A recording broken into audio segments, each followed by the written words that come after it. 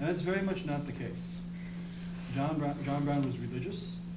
He had his conversion to abolition in a church in southern Ohio. He had been forcibly removed from a lot of land that he had been occupied, that he had tried to start families and homesteads on by slaveholders. And so it's important to remember that John Brown is not crazy. John Brown is deeply motivated, and he understands the power of the slaveocracy.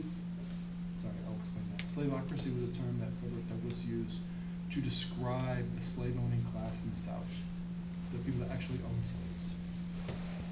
Okay? And he took that fight to that level, which was necessary at that time period. Okay? So, I mentioned Harriet Tubman already. We're just talking about John Brown. Let's talk about Frederick Douglass for a second. Frederick Douglass was also a former slave from Maryland.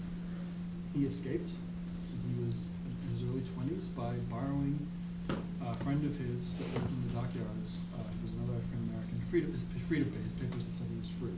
So, like talking about Arizona earlier, right? Documents. To prove you're a citizen. Free blacks had to have documents to prove that they were free, and they had to have them at all times. So this friend of his took a tremendous risk by letting Douglass borrow his documents to escape. And he escaped and he got to New York City. What color was he? Frederick Douglass was African American.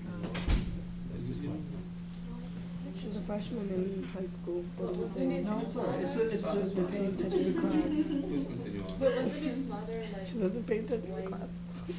No, they thought like he thinks his father is his master. That's Slave owner. That's very, like the thing was that like if slave owners wanted to get more slaves, they would do it through their Right. female slaves, and, Right. and that's how they got more slaves. And then the slave owners' wives would be the female slaves because they're jealous. It was just. And it's Wasn't he funny. light-skinned? It's funny how they like call them animals, and if they are animal, why live with them? Could you just live with your animal? It's not making So that you're gonna sleep with your sense. dog or your cat. It's a system full of contradictions. But there's an important. Mazinki brought up an important point. Do you have a about question? slavery. Do you have a Particularly question? slavery, this exists in every form of slavery, whether it's chattel slavery in North America, Roman slavery in ancient Rome, anywhere. And that is that the corruptive nature of ownership and authority, the sexual violence that will come from that, is not avoidable. Once you enter into these kinds of economic situations and social situations and social control, it's unavoidable. It happens. And that is a situation that also comes out of patriarchy, male authority that is unchecked. That men have the right to do what they want when they want it, and that's a part of that. Matter of fact, when in the early 1800s, when Thomas Jefferson was president, and the rumors were going around that he was in a sexual relationship with his slave Sally Hemings, his very good friend at this point, his political enemy, but they had been good friends at one point, John Adams wrote that while he did not personally believe that Jefferson had actually done this, but we now know that he did. It's confirmable. No historian will argue with that point. He wants to be credible.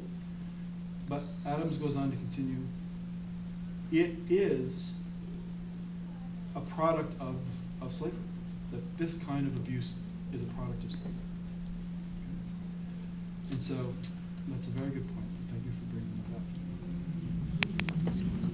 Where was it? Something about Frederick Douglass. So Frederick Douglass. I don't know if he himself was birth was a result of one of those types of relationships, but I would not be surprised. I wouldn't be surprised maybe if his grandparents